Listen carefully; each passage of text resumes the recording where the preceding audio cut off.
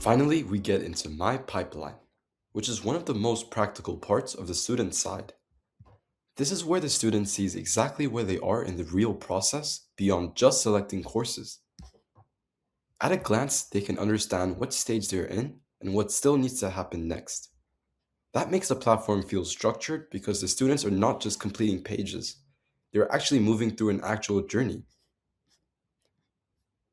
In the Documents area, students can manage uploaded files, review document types, and keep track of what has already been provided.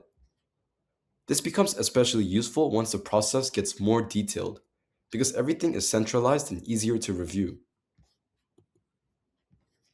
In Task, the student can see exactly what actions still need to be completed.